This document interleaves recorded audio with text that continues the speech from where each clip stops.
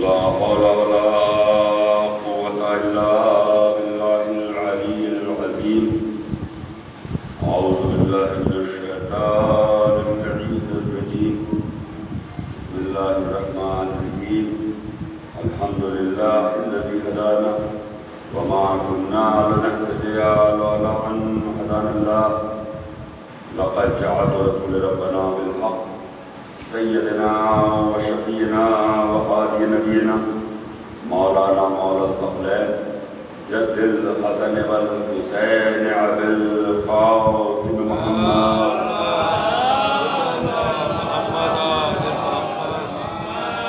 وآله الطيبين الطاهرين المعصومين المنتخبين المنتجبين ولعنة الله على أعدائهم وقاصدي حقوقهم ومنكر فضائلهم ومصائبهم وولايتهم وقتلتهم واتشهم أجمعين من يومنا هذا إلى قيام يوم الدين. أما بعد فقد قال رسول الله صلى الله عليه وآله وسلم بسم الله الرحمن الرحيم حسين مني وأنا من الحسين صلى الله عليه وسلم.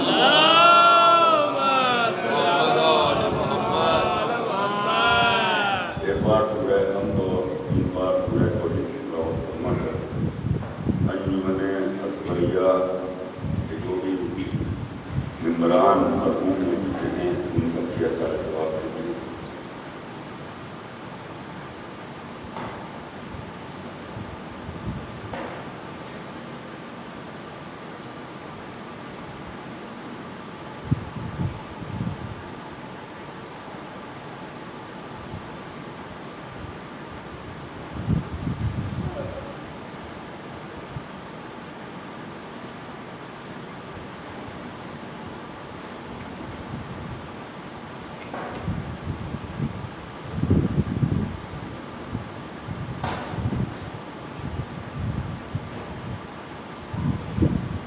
محمد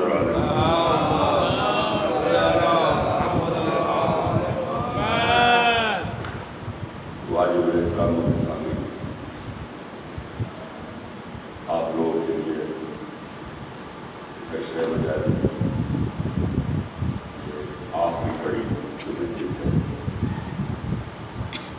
آپ لوگوں نے بہت محبت سے مجھے کو سنا. ہم اپنا حق ادا کر رہے ہیں, آپ نے اپنا حق ادا کیا, لیکن حق تو یہ ہے کہ حق ادا نہ ہو. اتنا ہی ہم کوشش کر رہے ہیں, لیکن نہ ہم ویسے رو پائے کہ جیسے بلکل میں کربلا کو رونا چاہیے, نہ ویسے کچھ بھی نہیں ہے, لیکن وہ اتنے کریم امام ہیں کہ ہماری کوتاہیوں کو درگزر کر کے ہماری اس مختصر عبادت کو قبول کر لیتے. کائنات میں نہ ایسا شہنشاہ کوئی ہوا, نہ ایسا کوئی انسان ہوا جو ذات امام حسین سے تقابل کر لے. ذرا ذرا سی بات پر بڑے بڑے گناہ معاف کر دیتے, ان آنسوؤں کے ذریعے ہمارے گناہوں کو ختم کر دیتے. اور کیوں نہ ہو, قرآن مجید میں اللہ نے اعلان کیا اذکرونی واذکرکم, تم میرا ذکر کرو میں تمہارا ذکر کروں گا.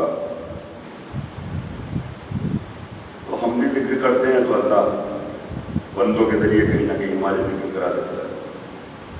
لیکن خاص طور سے یہ جملہ اللہ نے اہل بیت کے لیے کہا کہ دنیا میں تم کو ہم بھیج رہے ہیں, بس تم میرا ذکر کرو اور پھر میں تمہارا ذکر کروں. تو اہل بیت نے تو اپنا حق ادا کر دیا, ایسا ذکر کر دیا کہ مشیت جھوم گئی. اب مشیت پہ واجب ہے کہ وہ اہل بیت کا ذکر کرے. اب آپ مجھے بتائیں, اب اللہ کیسے ذکر کرے گا؟ اللہ کیسے ذکر کرے گا؟ تو ذکر کرنے کے بھی طریقے الگ الگ ہیں. مثال کے طور پر آپ ایسے سمجھ لیں, ایک باپ کے 4 بیٹے اور باپ مقروض مر جائے گا, کسی کا قرض اس کے گردن میں حکومت ہے. مرنے کے بعد 4 بیٹوں نے جائیداد اپنے حصوں میں بانٹ لی.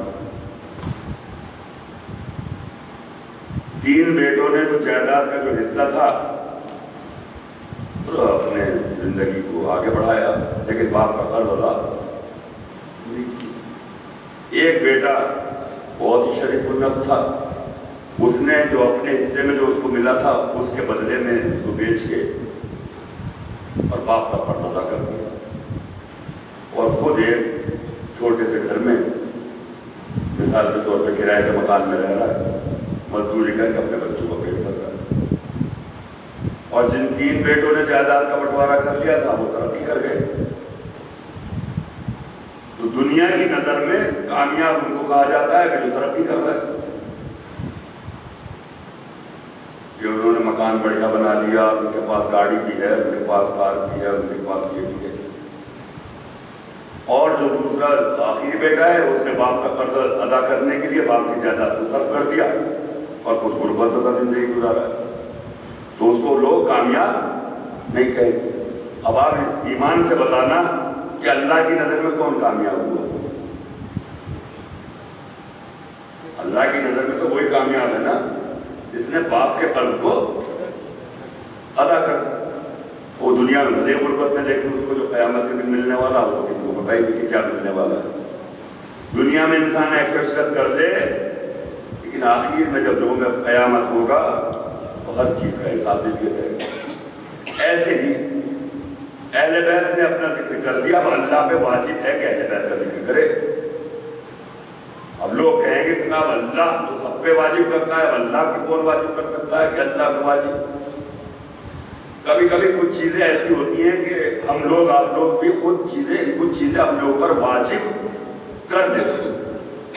اللہ نے نہیں کہا واجب، لیکن ہم نے واجب کر لی۔ جیسے یہ اذا خانہ ہے اور میں یہاں پہ منت مانوں کہ پروردگار میرا اگر فلاں کام ہو جائے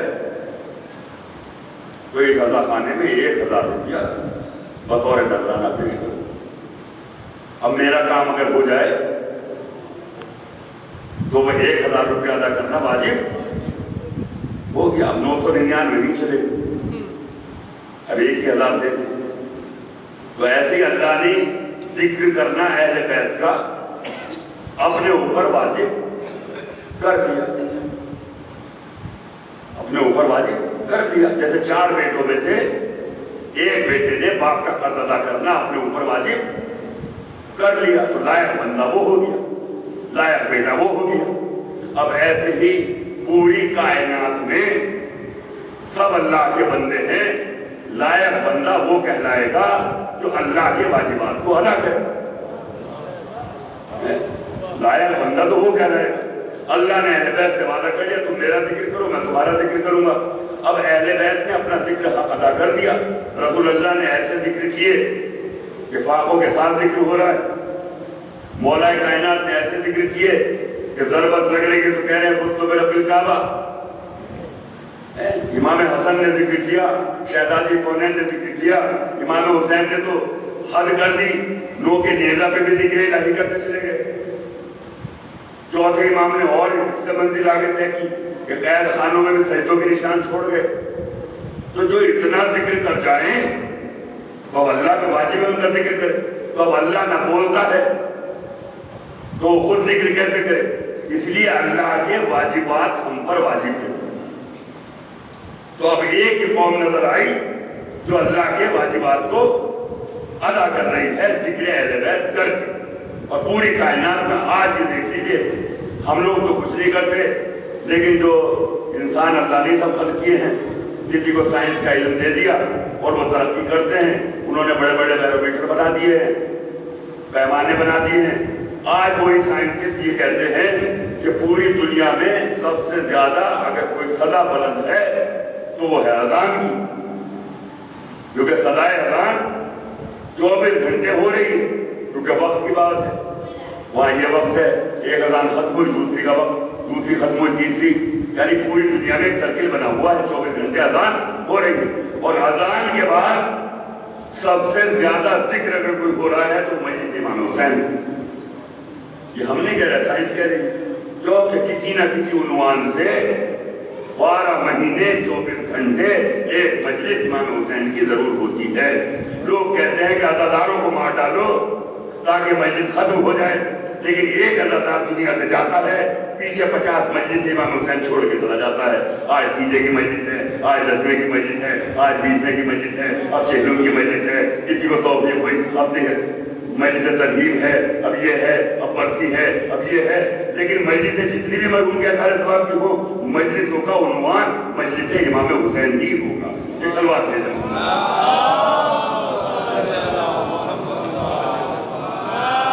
تو یہ بڑی ہم لوگ جو بڑی قیمتی شے ہے، جو آخری مجلس ہے، میں جلدی کچھ عرض کر لوں کیونکہ وقت کا بھی خیال رکھنا ہے اور انجمنوں کو بھی پڑھنا ہے بہرحال. اور اللہ نے دیکھیے کبھی کبھی ایک انسان کو سمجھانے کے لیے دوسرے میں تنبیہ کر دی جاتی ہے. یہ دنیا کا بھی اصول ہے. کسی کو ڈرانا ہو تو مقصد اس کو ڈرانا ہوتا ہے اور دھمکی کسی اور کو دی جاتی ہے. یہ دستور دنیا بھی. ایسے ہی اللہ کا بھی دستور ہے کہ اگر کچھ چیزیں سمجھانی ہو تو ورنہ مدھو مکھی جیسی ایک مکھی کو قرآن کی زینت نہ بناتا اللہ. بغیر مقصد کے تو کوئی کام نہیں. اور یہ ایک ایسی مکھی ہے جس پہ وحی ہوتی تھی اللہ کی. یہ ایک ایسی مکھی ہے جو وحی کے ذریعے چھتا بناتی. اور مدھو مکھی کے اس چھتے کا جو طریقہ ہے، بس اللہ نے اس چھتے کی مثال اس دنیا سے دی. اگر سارے انسان امیر ہو جائیں، دنیا اسی وقت ختم ہو جائے. نہ کوئی جھاڑو دینے والا ہے، نہ کوئی نالی صاف کرنے والا ہے، نہ کوئی سبزی بیچنے والا ہے. تو یعنی ایک دوسرے سے چھوٹے سے لے کے بڑے تک ایک سلسلہ بنایا اللہ نے. کچھ کو امیر بنایا، کچھ کو میڈیم بنایا، کچھ کو لوور بنایا. یہی مزاج ہے نا. ایسی مدھو مکھی کے چھتے میں جو مکھیاں ہیں سب ایک جیسی تھیں. کچھ لیبر ہیں، کچھ وزیر ہیں. ایک مکھی رانی ہوتی ہے، ایک مکھی راجہ ہوتی ہے. یہ دستور ہے نا. اب راجہ جو ہے وہ رانی کے ساتھ گھومتا ہے، سیر کرتا ہے باغوں میں، اور رانی کو ہنٹ دیتا ہے، ہدایت دیتا ہے، یہ پھول ہیں جن سے شہد لینا ہے. اور پھر جا کے راجہ چھتے میں ایک محل ہوتا ہے، راجہ رانی کا رہنے کا الگ، وزیروں کے رہنے کے الگ، مزدوروں کے رہنے کے الگ. یہ قرآن ہے پورا کا پورا تفصیل اللہ نے قرآن میں بیان. اب راجہ آ کے محل میں بیٹھتا ہے تو رانی مکھی وزیروں کو لے کے جاتی، اور جہاں جہاں راجہ نے نشاندہی کی جن پھولوں کے بارے میں، وہ رانی وزیروں کو سمجھا کے آ جاتی ہے، اور پھر رانی بھی آ کے محل میں بیٹھ جاتی ہے. اب وزیر جو ہے وہ مزدوروں کو لے کے جاتے ہیں اور پھولوں کو بتاتے کہ یہاں سے نشاندہی کر دی وزیروں نے، اور وہ مزدور جو ہیں وہ رس لے کے پھولوں کا چلے آتے. اب جیسے ہی چھتے کے پاس پہنچتے ہیں تو جو راجہ مکھی ہے وہ چھتے سے باہر آ جاتی ہے. اب انٹری نہیں ہے مکھیوں کے اندر. راجہ مکھی ہر مکھی کا شہد چیک کرتی ہے کہ جیسے بتا کے آئے تھے، جن پھولوں کے بارے میں بتایا تھا وہی شہد ہے یا دوسرا شہد. اور راجہ مکھی کو عربی میں کہا جاتا ہے یاسو، اور اس کے پر میں اتنی دھار اللہ نے دی ہے کہ وہ تلوار کی طرح چلتا ہے. اگر شہد ویسا ہی آیا جیسا راجہ نے بتایا تھا تو مکھی کا داخلہ چھتے کے اندر، اور شہد میں ذرا سی بھی گڑبڑ ہوئی یا ادھر ادھر کے پھولوں سے شہد آ گیا تو راجہ مکھی اپنے پر سے اس مکھی کو 2 ٹکڑے کر کے کاٹ دیا. یہ دستور ہے. اب دیکھیے اللہ نے یہ جو فلسفہ بیان کیا، جس کے پیچھے راز کیا. تو راجہ مکھی کو کیا کہا گیا؟ یاسوب. اور مولا کائنات کو کہا جاتا ہے یاسوب الدین. یہ ہے دین کا یاسوب. اب اللہ نے ہدایت کرنے کے لیے، دنیا سے ذخیرے اکٹھے کرنے کے لیے آدم سے لے کے عیسیٰ تک نبی بھیجے، یہ کرنا ہے یہ نہیں کرنا ہے، یہ کرنا ہے یہ نہیں کرنا ہے، یہ کرنا ہے یہ نہیں کرنا ہے، یہ اعمال آخرت میں کام آئیں گے ان کو لے لو، یہ کام نہیں آئیں گے ان کو چھوڑ دو۔ تو یہ سارے نبیوں نے جو ہدایت دی، اس کے بعد سید المرسلین نے ہدایت دی، اس کے بعد ائمہ طاہرین نے دنیا کو ہدایت دی، اور جب یہ دنیا ختم ہوگی اور پوری دنیا اپنے اپنے اعمال لے کے روز قیامت پہنچے گی، تو وہاں اللہ سامنے نہیں آئے گا، یعقوب الدین سامنے آئے گا، وہاں یعقوب الدین آئے گا، اور وہ وہی چیک کریں گے کہ جیسے عمل بتائے تھے ویسے لے کے آئے ہو یا امانت میں خیانت کر کے آئے ہو۔ اگر امانت میں خیانت ہے تو مولا کاٹ دیں گے، جہنم میں کہہ دیں گے اے جہنم یہ تیرا ایندھن لے جا، اور ویسے ہی عمل لے کے آئے جیسی ہدایت دی گئی تھی۔ تو آئیے، کیونکہ مولا کائنات قسیم جنت و نار ہیں، اور وہ کہتے ہیں کہ جنت سے یہ تیرے ہیں اور جہنم سے کہتے ہیں کہ یہ تیرے ہیں۔ صلوات دے محمد والے۔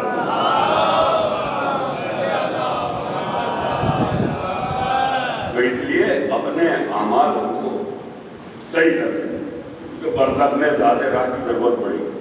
ایک واقعہ میں بتا دوں، بہت کم میں واقعات پڑھتا ہوں لیکن ایک واقعہ، ایک بہت بڑا بادشاہ تھا، اس نے اپنے وزیروں کو چیک کرنے کے لیے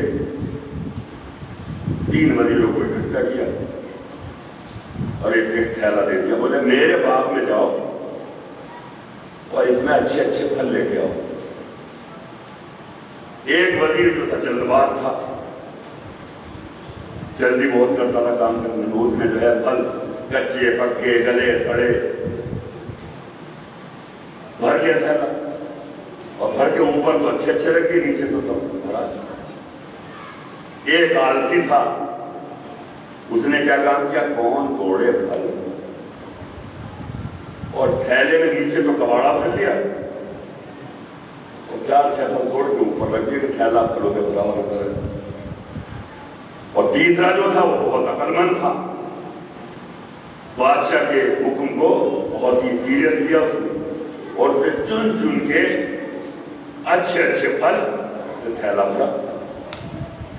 جب تینوں بادشاہ کے دربار میں پہنچے، کہا کہ بادشاہ یہ پھل لیا ہے۔ بادشاہ نے پھلوں کی طرف دیکھا بھی نہیں، حکم دے دیا کہ ان تینوں کو 1 مہینے کے لیے قید میں ڈال دو الگ الگ، اور جو یہ لے کے آئے ہیں انہی کی غذا یہی ہے جو لے کے آئے ہیں، جو یہ لے کے آئے ہیں ان کی غذا یہی ہے۔ تو جو جلد باز تھا، اچھے اچھے پھل تو 1-2 دن کھا لی، اس کے بعد تو تھوڑے ہی کھانے تھے، کچے ہی کھانے تھے۔ حل یہ ہے کہ بیمار پڑ گیا، ایسی بات ہے جیسا لے کے آؤ گے، بیمار پڑ گیا۔ دوسرا جو آلسی تھا وہ کیا کرے، کباڑا تو کھا نہیں سکتا، وہ 4-6 پھل جو اوپر کے تھے 2-3 دن کھائے، اور اس کے بعد بھوک اور پیاس سے مرنا شروع۔ اور جو عقل مند تھا وہ اطمینان سے پورے مہینے پھل کھاتا رہا۔ تو عقل مند کھا جا رہا ہے، یعنی اس نے دنیا بھی بچا لی۔ بس ایسے ہی اللہ نے تھیلے لے کر ہم کو دنیا میں بھیجا ہے کہ اچھے اچھے پھل اچھے اچھے کام کر کے آ جاؤ، تاکہ برزخ میں تمہارے کام آ جائے۔ اور اگر ہم نے چھوڑ دیے تو بس جیسا لے کے آئے ہو ویسا ہی عمل کرنا ہے۔ صلوات اور کہتے محمد رسول اللہ۔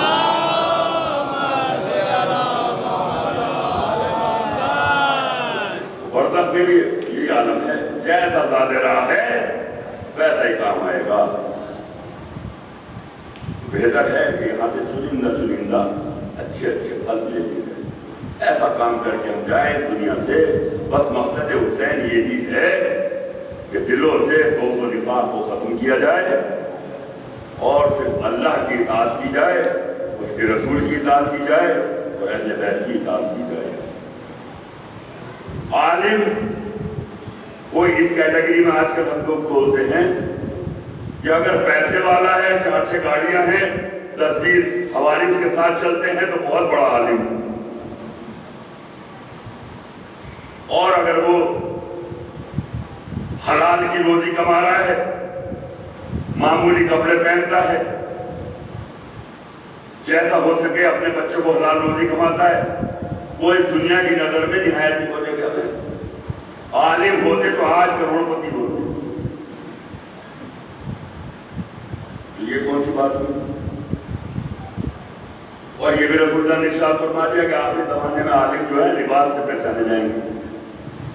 ایک جاہل انسان اگر امامہ بقبہ لگا کے آ جائے تو سب اس کو عالم سمجھیں گے، اور ایک عالم معمولی لباس پہن کے آ جائے تو اس کو کوئی عالم بنا انسان سمجھنے کو تیار نہیں. تو یہ معاشرے کی سوچ نے خراب کر دیا.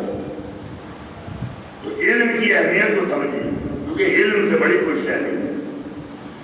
آپ کے گاؤں میں بڑے بڑے عالم یہاں سے ہیں، موجود ہیں، تو عالم کی طرف عالم کے حقوق ہیں آپ کے اوپر. عالم کی صحبت سب سے افضل. جب تک آپ پوچھیں گے نہیں کوئی عالم آپ کو بتائے گا نہیں، تو پوچھنا پڑ گا. لیکن ہم پوچھتے نہیں ہیں، تو ہمارے جو علماء ہیں وہ کوئی معصوم تو ہے نہیں، اور ان کے اوپر وہی تو نہیں آ رہی کہ آپ کا چہرہ دیکھ کے بتا دیں آپ کو کس چیز کی ضرورت ہے. اس لیے عالم کا خیال رکھنا بہت ضروری ہے. جو بھی آپ کے وطن میں ہم لوگ تو پردیسی آئے اور چلے جائیں گے، لیکن جو موجودہ حالات میں عالم ہیں، باعمل ہیں، ان کو دیکھیے. جہاں ضرورت سے زیادہ پیسہ سمجھو حقدار کا حق مارا ہوا ہے، اور جہاں پہ وہ پیسہ ہے جو حق اور حلال والا ہے وہ اہل دنیا اس کو جو ہے معمولی ہی سمجھتی ہے، تو اس کو معمولی ہی لوگ سمجھنے لگتے. اور عالم یہ ہے کہ کسی نے رسول اللہ سے پوچھ لیا، ایک جنازہ نکلا جا رہا تھا، کہا یا رسول اللہ جنازے میں شریک ہونے کا ثواب کتنا؟ تو رسول اللہ نے ارشاد فرمایا کہ 40 قدم چلنے تک ہر قدم پہ 1 لاکھ نیکیاں، 40 قدم کے بعد جتنی نیکیاں ابھی تک کی ہر قدم پہ اتنی نیکیاں. اس کے بعد ایک کاندھا دیا 10 گنا نیکیاں بڑھ گئی، دوسرا کاندھا دیا 10 گنا نیکیاں بڑھ گئی، تیسرا دیا پھر 10 گنا بڑھ گئی، چوتھا کاندھا دیا پھر 10 گنا بڑھ گئی. پھر اس کے بعد ہر قدم پہ 10 گنا نیکیاں بڑھتی چلی گئی. حد ہے کہ آپ نے قبر میں اتار دیا، مٹی دی، ہر ذرے کے بدلے میں 10 لاکھ نیکیاں دے دی اللہ نے. کتنی نیکیاں کمائی ہم. اور فرشتہ بھی پریشان ہے ان نیکیوں کا شمار کرنے کے لیے جو ایک جنازے میں شریک ہونے کی نیکیاں. تو لوگ بڑے خوش ہوئے، اس لیے تو دوڑ دوڑ کے کاندھا دیتے. جو دنیا سے گیا اس کے فائدے کا کام نہیں، اپنے فائدے کے لیے جنازے کے پیچھے چلنا، کیونکہ نیکیاں ہم کو مل رہی. کاندھا اس لیے دیا جا رہا ہے کہ ہم کو ثواب مل رہا ہے. مٹی ہم کو دی جا رہی، مٹی اس لیے دی جا رہی کہ ہم کو ثواب ملنا. اور جو چیز مرحوم کے ثواب کی ہے اس کو چھوڑ کے چلے آتے یا آخری وقت میں فاتحہ پڑھتے. تو اس کے بعد پھر 5% لوگ بچتے ہیں وہاں اپنی اپنی نیکیاں. تو یہ آدھی حدیث سننے کا نتیجہ ہے. اب رسول نے اس کے آگے کہا کہ اتنی نیکیاں ایک جنازے میں شریک ہونے کی ہیں، ایسے 70,000 جنازوں میں شریک ہونے سے افضل ہے ایک عالم کی صحبت میں بیٹھ جانا. ایک سلوات دے محمد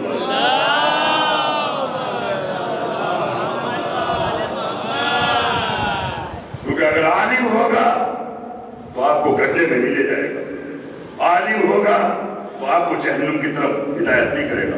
عالم ہوگا تو آپ کو راہ راست کی طرف لے کے آئے گا. عالم ہوگا تو آپ کو اہل بیت کے راستے کی طرف لے کے آئے گا. اور یہ راستے بڑے مشکل ہیں، آسان نہیں ہے. اور مولا کائنات نے کہا کہ جھوٹا کون؟ ایسے دوستوں سے بچو جو دور کی چیز قریب کر کے بتا دو. جیسے کہتے تھے میں تمہارے قدموں میں چاند تارے توڑ دے. پاسبل ہی نہیں ہے ایسا. چاند لے آئے کوئی یا تارے توڑ رہا ہے. آج چاند پہ پہنچا ہے، کب سے چاند ہے؟ سائنس تو یہ بھی نہیں بتا سکتی کہ چاند آخر ہے کب سے. لیکن اتنی محنت کرنے کے بعد اس آخری زمانے میں آگے چاند پہ پہنچے ہیں تو بڑے شہنشاہ بنے ہوئے. اور یہ چاند پہ پہنچنا اگر اللہ کی مرضی نہ ہوتی تو انسان چاند پہ نہیں پہنچ سکتا تھا. لیکن چاند پہ پہنچا کے بھی اللہ نے ایک بڑے مسئلے کو حل کر دیا کہ جو لوگ آج بھی رسول اللہ کی معراج کو جسمانی نہیں روحانی سمجھتے ہیں، کیسے سوچتے ہیں کہ کیسے اتنی دور اتنی اونچائی پہ جسم چلا جائے گا، روح گئی تھی اور آ گئی. تو آج سوچئے کہ ایک کافر جس کا نہ مذہب سے کوئی مطلب، نہ رسول سے کوئی مطلب، نہ اللہ سے کوئی مطلب، اپنی بنائی ہوئی سواری میں بیٹھ کر چاند کے اوپر چلا جاتا ہے. تو یقین کرا جاتا ہے، اور ایک وہ رسول جو اللہ کا بھیجا ہوا رسول ہے، اللہ کی بھیجی ہوئی سواری میں بیٹھ کر اللہ سے ملاقات کرنے چلا جائے تو انسان شک کرتا ہے۔ صلوات بھیجے محمد رسول اللہ۔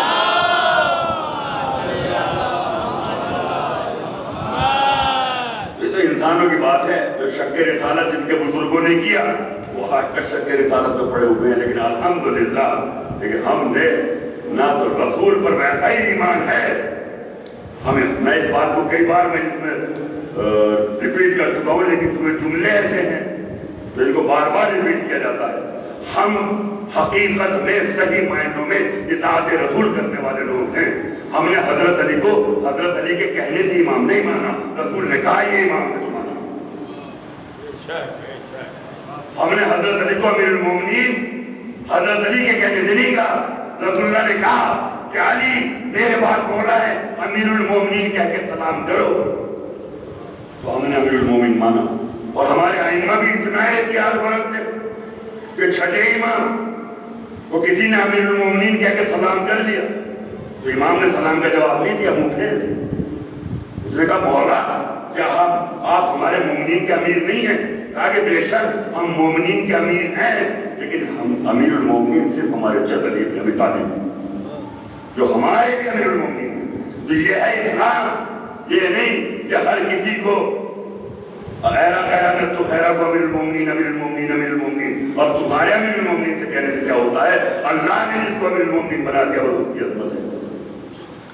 تو ہم نے نہ کسی امام کو امام کے کہنے سے مانا، ہم نے رسول اللہ نے حدیث بیان کی رسول بولتے نہیں جب تک وحی نہ آ جائے کہ میرے بعد 12 ہوں گے، ان کے نام یہ ہوں گے، پہلے کا نام علی ہے، دوسرے کا نام حسن ہے، تیسرے کا نام حسین ہے، اور ایسے ہی آخری زمانے میں امام کا ظہور ہونے والا ہے۔ صلوات اور بھیجے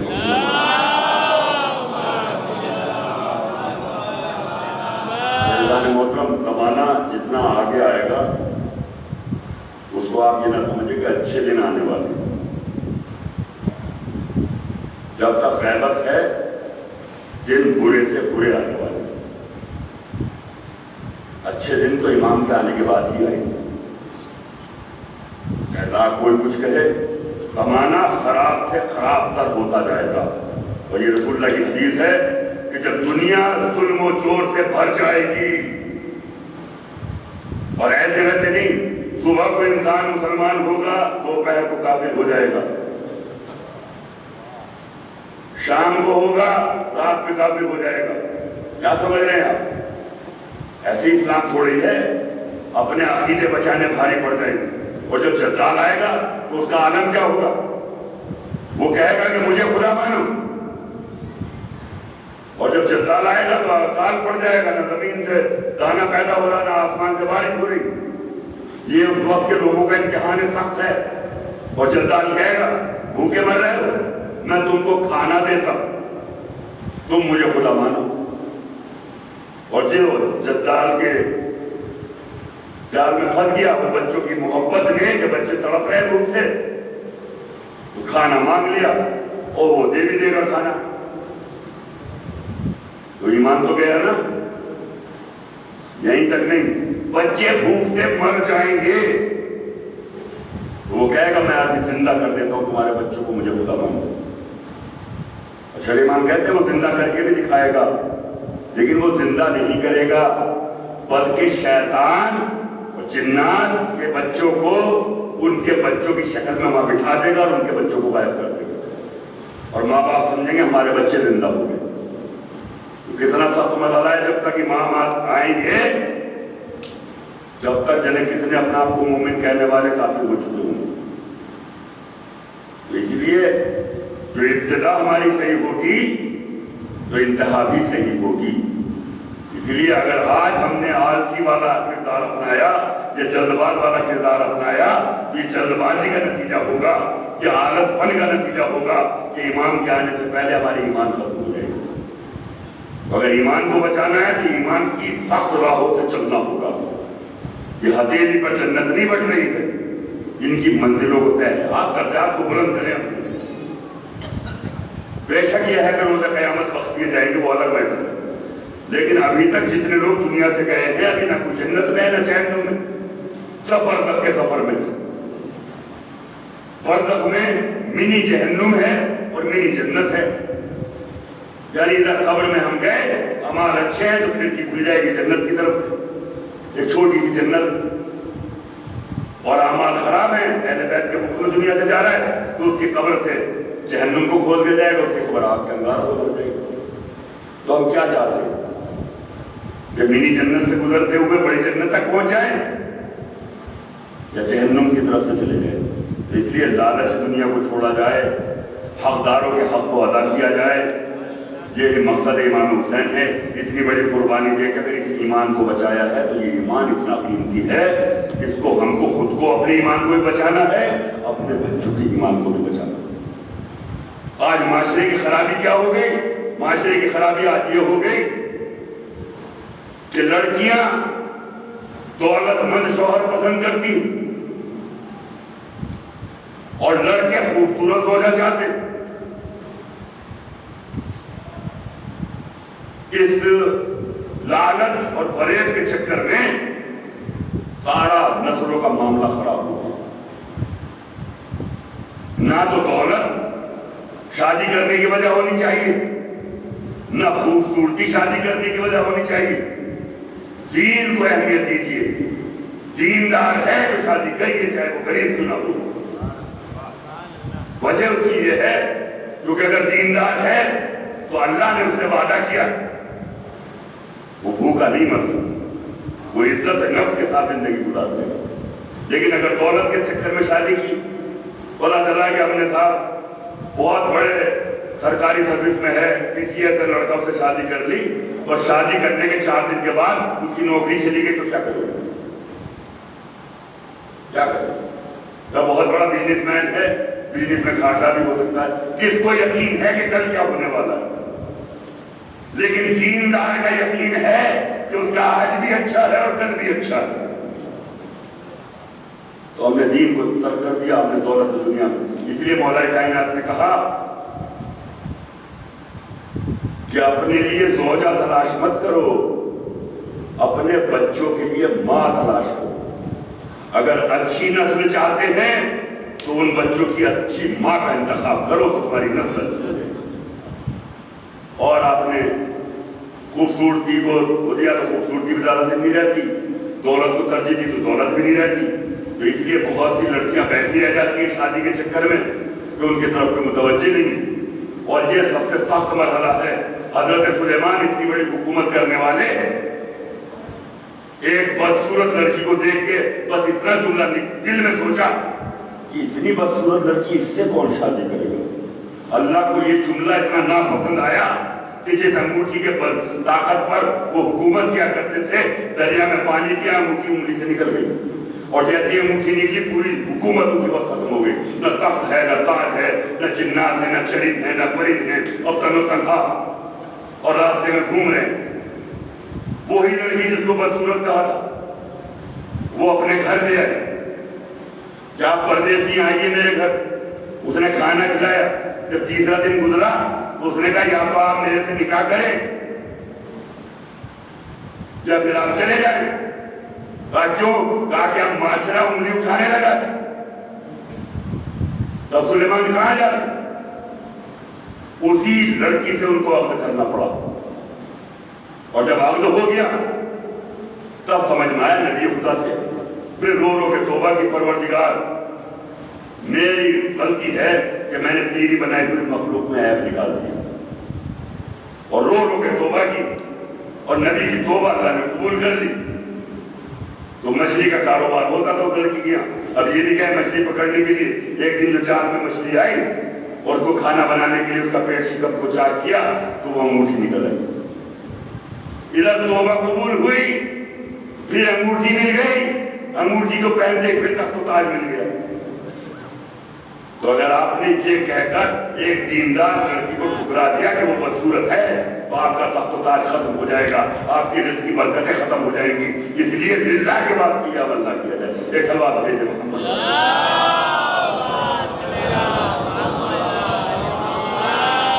کیونکہ مقصد امام حسین کی بات ہو رہی تھی جو آخری مجلس ہے، مسائل سارے پڑھ چکے. جن کی مجلس میں شہداء کی لاشیں دفن ہو چکی، 18 بنی ہاشم کے تابوت آپ نے دیکھ لیے، اب صرف غرفہ بچا ہے، اب صرف گریہ بچا ہے کہ ان شہداء پہ ہم غرفہ دیں، اور وہ غرفہ گریہ میں بھی ہے اور ماتم میں بھی۔ ابھی مجلس کے بعد انجمن ہائے ماتمی آ کے ہنسی نظری کریں، پہلے غرفہ پیش کر دیے تھے۔ جتنا سخت مرحلہ اہل بیت کے اوپر، عزیزان محترم، بس زیادہ عرض نہیں کرنا، بس اتنا سمجھ لیں یہ 9 کے نیزہ پہ سر امام مظلوم قرآن کی تلاوت کرتا ہوا چل رہا ہے۔ یہ قرآن کی تلاوت کرنے کی ضرورت کیوں پڑی امام کو؟ 3 سوالوں کے جواب ہیں اس قرآن کی تلاوت میں۔ پہلا تو یہ ہے کہ یزیدیت یہ چاہتی تھی کہ ہم قرآن اور اہل بیت کو جدا کر دیں گے۔ امام کٹے ہوئے سر سے تلاوت قرآن کر کے اعلان کر رہے ہیں کہ تم ہمارے ٹکڑے ٹکڑے کر دو، نہ قرآن ہم سے جدا ہو سکتا نہ ہم قرآن سے جدا ہو سکتے۔ کٹے ہوئے سر سے تلاوت کا یہ۔ دوسرا جو سوال ہے وہ یہ ہے کہ لوگ زندہ معجزے کو دیکھیں کہ تلاوت قرآن کر رہا ہے تو نامحرموں جو ہیں ہماری عورتوں پہ ان کی نظر کم جائے، 9 کے نیزہ سے سر امام حسین زیادہ یہی ہے نا، زندہ معجزہ لوگ دیکھتے رہے تاکہ نامحرم ہماری محرم عورتوں کی طرف ان کی نظر نہ جائے اور امام حسین کے چہرے کی طرف۔ تیسرا سورہ کہف کی تلاوت کر رہے امام، وجہ یہ ہے کہ ایک وہ اصحاب کہف جو نہ نبی ہیں نہ اولیاء ہیں نہ امام ہیں، لیکن اس دور میں اللہ والے ہیں، اور اللہ والے بادشاہ کو خدا نہ مان کے اللہ کو اپنا رب مانتے ہوئے اس کی بادشاہت سے باہر نکل گئے، تو اللہ نے ان کی حفاظت کر دی، اور وہ ایسے حفاظت میں ہیں کہ ان کو قیامت تک کی زندگی بھی دے دی اللہ نے، اور ان کی حفاظت کرنے والے کتے کو بھی اللہ نے پسند کر لیا کہ جو اصحاب کہف کے ساتھ ہے وہ جنت میں چلا جائے۔ تو امام سورہ کہف کی اس لیے تلاوت کرتے ہیں کہ اللہ والوں کے خلاف ظالم حکومتیں کتنی ہی پڑ جائیں لیکن اللہ نے ان کو زندہ رکھا ہے اور وہ زندہ رکھیں گے۔ تو آج بھی حسین ہے، یزید کا نام مٹ چکا، چہرہ چمک رہا ہے ابھی تک حسین کا، صدیاں کئی غبار اڑا کر چلی گئی۔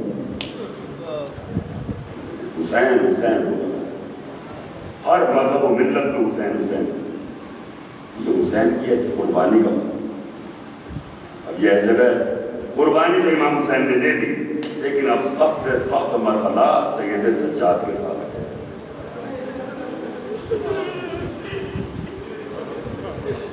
کیونکہ امام فرماتے ہیں کہ جب شام کے بازار سے ہم کو لے جایا جا رہا تھا تو چھتوں سے عورتیں گرم پانی بچوں پہ پھینک دی، پانی نہیں ملتا تھا تو انگارے پھینکے جاتے تھے۔ ایسے عالم میں کتنا مشکل سفر ہوگا، لیکن کربلا میں شام امام نے روتے ہوئے گزارا، پھر دربار یزید آیا، اور جب یزید نے یہ کہا کہ کہاں ہے علی کی بیٹی زینب، عزیزان محترم، دنیا میں ایک شے بہت اچھی ہوتی اور ایک شے بہت خراب ہوتی، اس کی تعریف کیا ہے؟ اچھی شے کیا؟ اچھی شے وہ ہے کہ جس کے جدا ہونے سے انسان موت کی تمنا کرنے لگے۔ کوئی تو اچھی چیز ہے کہ جو ہم سے جدا ہو جائے اور اس کے بغیر ہم زندگی کا تصور چھوڑ دیں، موت کی تمنا کرنے لگے، یہ ہے اچھی شے۔ اور خراب شے کیا ہے؟ کہ جس کے سامنے آنے سے انسان موت کی تمنا کرنے لگے۔ اتنی خراب شے ہمارے سامنے آ گئی کہ پروردگار اس کے سامنے آنے سے پہلے تو مر گئے۔ کربلا میں دونوں نظر، جیسی علی اکبر کی شہادت ہوئی تو امام مظلوم نے کہا ہے دنیا تجھ پر خواہ، اے نیزو آؤ، تلوارو آؤ، حسین کو قتل کر دو، اب علی اکبر نہیں تو حسین کو کر دو۔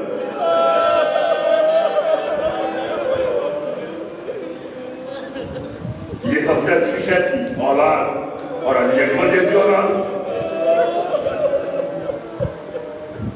اور دربار یزید میں جب یزید نے کہا کہاں ہے علی کی بیٹی زینب، تو چوتھے امام بیڑیوں اور زنجیروں کو سنبھال کے آگے بڑھے، کاش کہ یہ دنیا میں یہ بات آنے سے پہلے میری ماں نے مجھے پیدا نہ کیا ہوتا یا میں مر چکا ہوتا۔ دو ہی تو دربار ہوئے، سب سے زیادہ مصائب دو دربار، ایک دربار سے رسول کی بیٹی کا خالی ہاتھ واپس آنا، اور ایک دربار میں علی کی بیٹی کا جانا، یہی تو مصائب ہے۔ پھر قید خانہ، میں کل کی مجلس میں ہند کا واقعہ بیان کرتا تھا، جب ہند نے جا کے یزید سے کہا کہ یزید یہ جو قیدی آئے ہیں یہ کون ہیں؟ کہا کہ یہ باغی، کہا کہ یہ کیسے باغی ہیں کہ رات رات بھر تسبیح کی آواز آتی ہے قید خانے سے، رات رات بھر اللہ اللہ کرتے، رات رات بھر ذکر الہی کرتے، سجدے کرتے، رسول کا نام لیتے۔ کہا کہ نہیں یہ حکومت کے باغی، کہا کہ پتہ نہیں کیوں جب سے یہ آئے ہیں نہ تو مجھے کنگھی کرنے کا دل چاہتا ہے، نہ نیا لباس پہننے کا دل چاہتا، نہ سجنے سنورنے کا دل چاہتا، میرا دل تڑپ رہا اور میں چاہتی ہوں کہ قیدیوں سے ملوں جا کر۔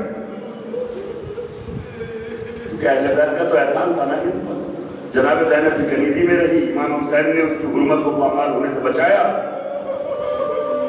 اب جب ضد کی تو چونکہ یزید کی چہیتی تو ہو جا، یزید نے کہا کہ ٹھیک ہے۔ اب آپ سوچیں مصائب کیا ہے، چوتھے امام جو جملے بیان کر رہے ہیں، ہند سے پہلے اس کی کنیزیں قید خانے میں جاتی ہیں اور چوتھے امام سے اور شہزادی سے کہتی ہیں دیکھو ملکہ آ رہی ہے۔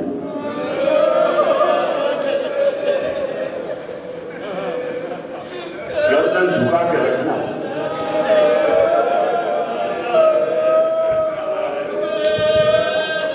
بے ادبی نہ کر دینا، ملکہ آ رہی ہے۔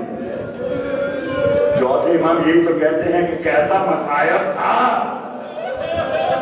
کہ کنیز ہماری آئے اور ہم سے کہا جائے کہ ملکہ آ رہی ہے۔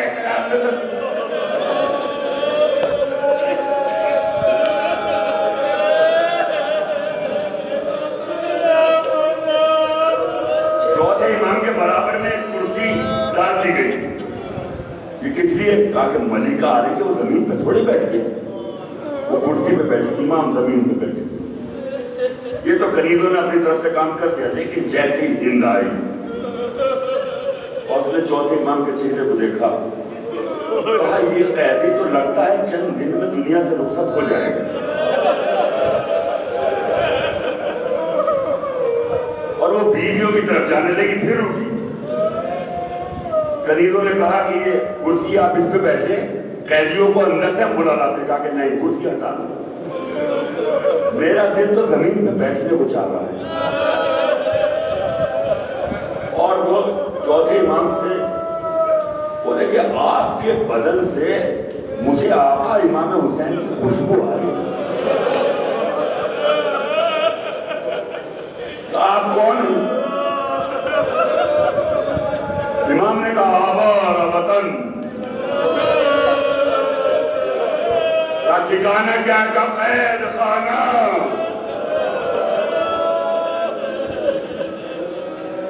میں وہ ہوں جس کا پورا گھر اجڑ گیا۔ ہند تڑپ کے رہ گئی اور پھر قید خانے کے اندر گئی، وہاں جا کے جو بیویوں کو دیکھا عجیب سی خوشبوئیں محسوس ہوئی، کہا کہ میرا دل کیوں پتہ نہیں تڑپ رہا ہے، میرے آقا حسین کی خیریت تو ہے۔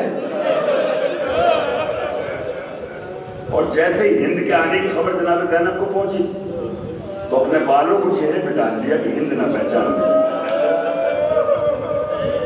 اور شہزادی کہتی آسماں دور زمین سخت کدھر جاؤں میں،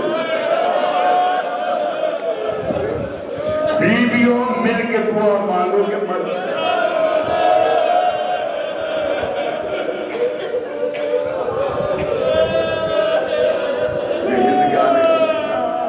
لیکن ہند کو دھیرے دھیرے یقین ہونے لگا. کہا آپ کا بیٹھنے کا انداز تو مجھے میری شہزادی کی یاد دلاتا ہے. جناب زینب نے کہا کون شہزادی؟ کہا کہ میری شہزادی جناب زینب. کہا زینب شہزادی کا قید خانے سے کیا کام؟ کہا کہ للہ بتائیں آپ کون؟ کہا کہ ہمیں قیدی ہیں. ان تو چلی جا، تو یہاں کیوں آئی؟ قیدی نہیں. ابھی یقین ہو گیا ہند کو کہ کچھ نہ کچھ تو بات ہے. کنیزوں سے کہا کنیز جاؤ میرے حجرے میں سے قرآن لے کے آؤ، ابھی پتہ چل جائے گا کون.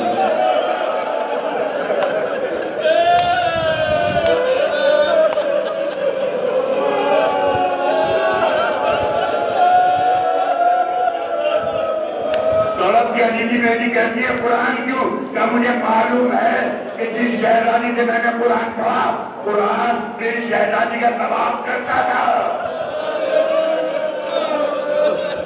قرآن آیا قید خانے میں اور کنیز کے ہاتھوں سے اٹھا، جناب زینب کا طواف کرنا شروع کیا. انسان گئے اے شہزادی کیا ہوا؟ کہا کہ نور کے میرے بھائی کا خیر،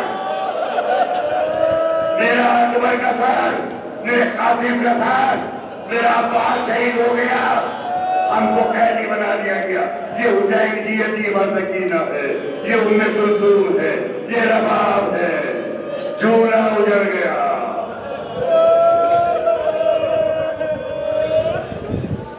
بس فیضان محمد وہ چاہنے والی اہل بیت کی جا کے دربار یزید میں پہنچی، دوپٹہ سر سے اتار کے پہنچ گئی. وہ کہا یزید تجھ پہ خدا کی لعنت. یزید نے کہا ارے یہ کیا کرتی ہو؟ تم نے میری عزت کا خیال نہیں، بغیر چادر کے آ گئی. کہا یزید تجھ پر خدا کی لعنت. رسول کی بیٹیاں بے مخنہ و چادر درباروں میں بھیڑائی جا.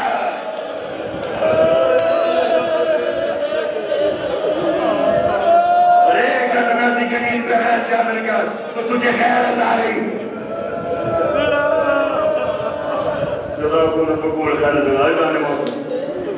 یہ وقت گزرتا چلا گیا. اب انقلاب شام میں برپا ہونا شروع ہو گیا اور جب جناب سکینہ کی شہادت ہو گئی،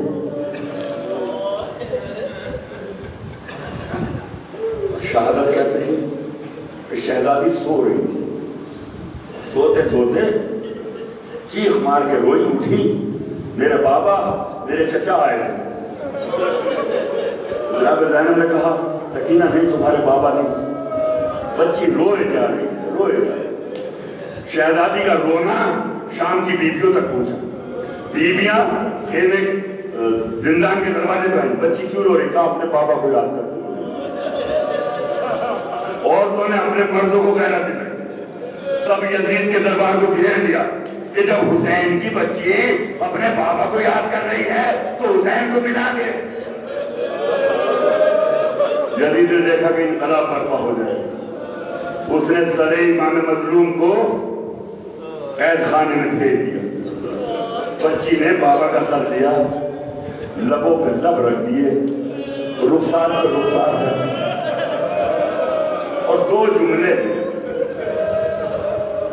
میں نے تو نہیں پڑھے لیکن علامہ طالب جوہری نے جملوں کو، تو وہ بڑے عالم تھے، ہو سکتا ہے کئی نظروں سے گزرے ہوں. انہوں نے کہا کہ شہزادی نے بس اتنا کہا بابا آپ نے کبھی 4 برس کی ضعیفہ کو دیکھا ہے؟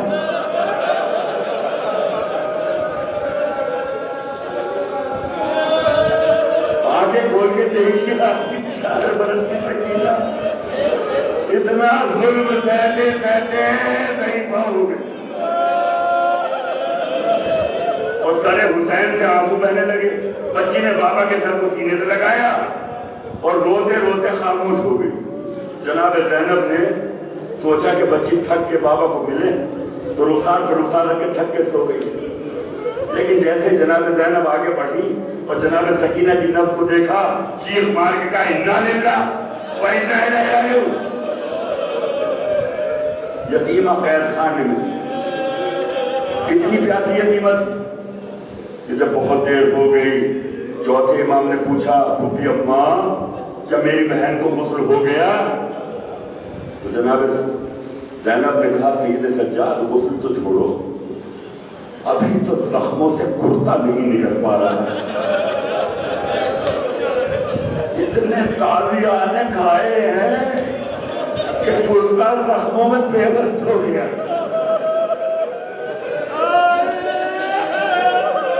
کہا پھوپھی اماں میری بہن کا یہ کرتا اس کا کفن بن گیا، ایسے غسل دے دے۔ پھر تھوڑی دیر بعد آواز دی پھوپھی اماں کیا غسل ہو گیا؟ کہا سید سجاد میری لاڈلی اتنی پیاسی تھی کہ جتنا پانی غسل کے لیے مہیا ہوا تھا وہ ایک رخسار میں چرب ہو گیا۔ ادھر شہزادی کی شہادت ہوئی، ہتھکڑیاں بھیڑیاں سنبھالے ہوئے امام نے قبر بنائی، دفن کر دیا۔ یہ شام کا منظر ہے، اب یہ امام ہے۔ لیکن شہزادی کی شہادت کے بعد جب چھوٹے چھوٹے بچے آگے نے پوچھا کہ وہ بچی کہاں ہے جو اپنے پاپا کے مصائب بتاتی تھی، کہا بچی دنیا سے چلی گئی۔ اب جو انقلاب آیا تو یزید نے سوچا کہ اگر ایسے انقلاب ہوا میری تخت سلطنت ختم ہو جائے گی، اس نے حکم دے دیا میں رہا کرتا ہوں۔ اہل بیت رہا ہو گئے، اور رہا ہونے کے بعد جناب زینب نے کہا پہلے تو یزید گھر خالی کرا کے دے تاکہ ابھی تک جو ہم اپنے بھائی حسین کو نہ رو پائے کم سے کم دل بھر کے رو لیں۔ 8 دن تک یزید کے گھر میں ماتم ہوتا رہا۔ اس کے بعد کہا کہ آپ کی جیسی آپ چاہیں، مدینے جانا چاہیں مدینے۔ جناب زینب نے کہا سید سجاد اس سے کہہ دو کہ ہم کربلا جانا چاہتے ہیں۔ اب یہ قافلہ کربلا جب پہنچا تو کربلا کے سب سے پہلے زائر جابر ابن عبداللہ انصاری جو نابینا ہو چکے تھے، قبر مظلوم کربلا پہ سر رکھ کے رو رہے تھے کہ ان کو احساس ہوا کہ کچھ گھوڑوں اور ناکوں کی آواز آ رہی ہے۔ جابر کھڑے ہوئے، ان کو نہیں پتا کون آ رہا ہے، کہا کہ یہ سرحد ہے مظلوم کربلا، امام حسین ہے، یہاں پر عباس علمدار کی قبر ہے، یہاں سواریوں پر آنا منع ہے، جو بھی آ رہے ہو سواریوں سے اتر جاؤ۔ جناب زینب کے کان میں سنا ارے اس کربلا میں کون آیا جو میرے حسین کا نام احترام سے لے رہا ہے؟ کسی نے کہا جابر علی کی بیٹی آئی ہے۔ جابر سڑک سے باہر گئے، اب علی کی بیٹیاں آئیں۔ جناب زینب سب سے پہلے قبر امام حسین پہ تاریخ لکھتی ہے کہ زینب نے خود کو امام کی قبر پہ گرا دیا، اے میرے ماں جائے۔ سب کی قبروں پہ ماتم ہوا اور آخر میں اے سید سجاد میرے قاضی کی قبر کہاں ہے؟ تو چوتھے امام شہزادی کو ایک قبر پہ لے گئے، کہا کہ سید سجاد میرا غازی تو بڑا بالا قد کا،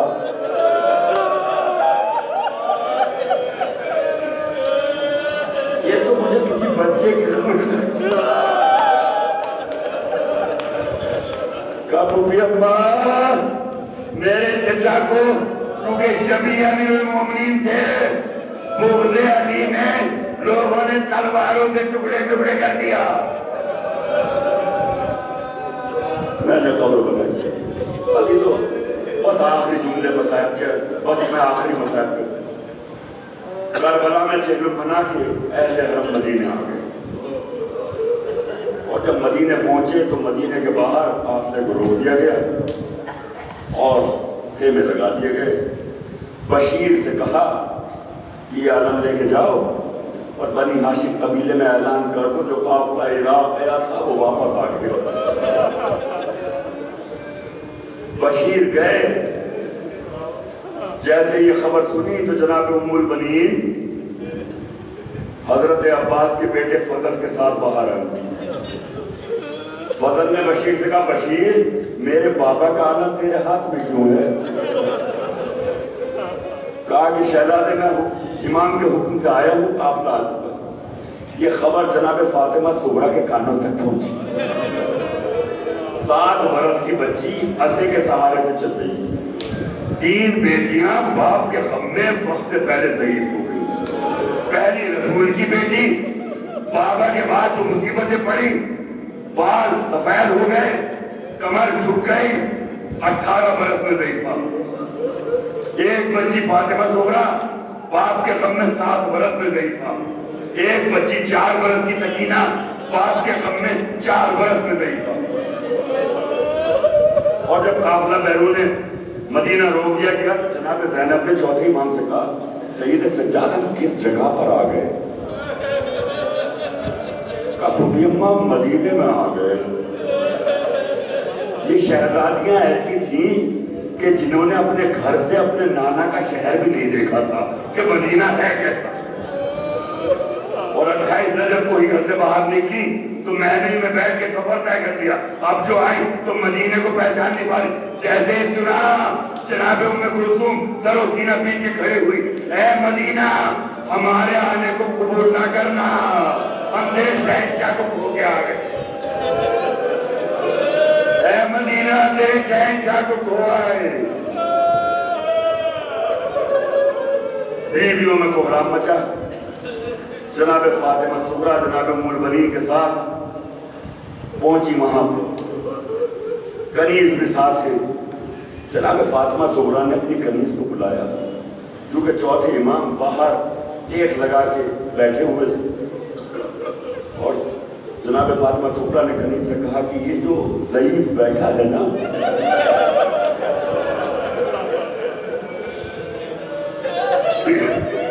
اس سے جا کے کہو کہ حسین کی بیٹی فاطمہ زہرا یہ کہتی ہے کہ ایسے میرے بھائی سید سجاد بیٹھا کرتے ہیں، تم ایسے نہ بیٹھو، جو اس کو بھائی کی یاد آئے۔ کنیز نے جب جا کے کہا، امام نے آنسو بھرے چہرے کو اٹھایا، کہا زہرا بھائی کا بیٹھنا یاد رہا، ارے بھائی کو بھول گئی، ارے نہیں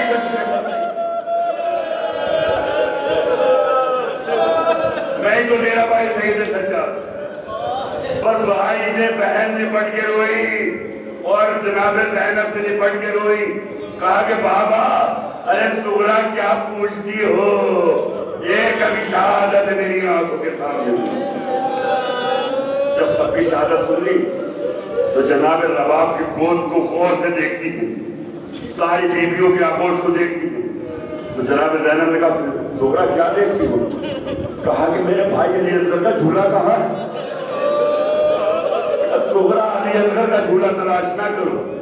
جناب رباب نے آنسوں بھرے چہرے کو اٹھایا اور ایک بنی ہوئی پوٹلی زہرا کے سامنے رکھ دی، جو کھول کے دیکھا علی اصغر کے جھولے کی چلی ہوئی لکڑیاں رکھی۔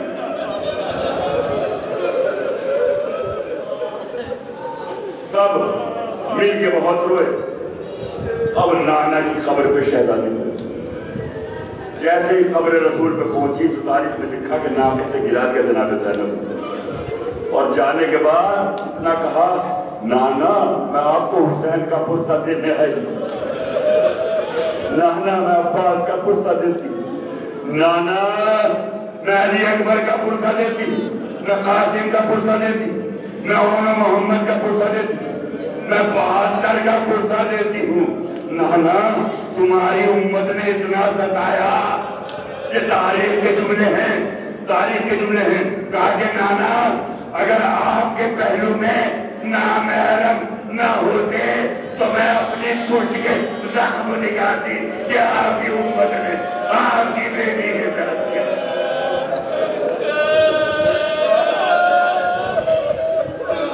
اتنے ساتھ یاد ہے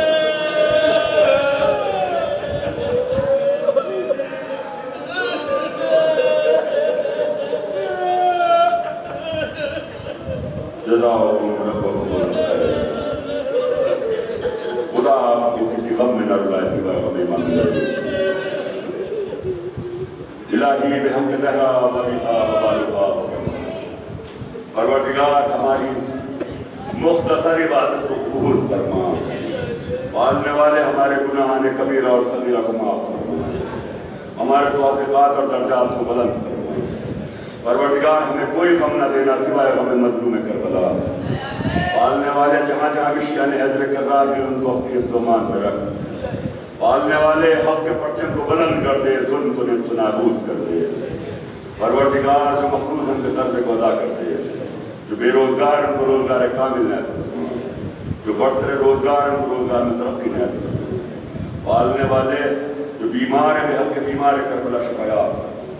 پروردگار جو جزیرات کی مستاق ان کو جزیرات کی مشرف۔ پالنے والے جو پچھلی اعضاء میں مومنین ہمارے ساتھ تھے اور اس اعضاء سے پہلے دنیا سے رخصت ہو گئے، جتنے بھی مرحومین اس دنیا سے رخصت ہو گئے، پالنے والے ان سب کی مغفرت فرما اور ان کو جوار معصومین میں جگہ نہ دے، اور سب دعاؤں میں دعا ہمارے امام کے رسول میں تاجیل عطا فرما اور ہم کو ان کے انصار میں شمار فرما۔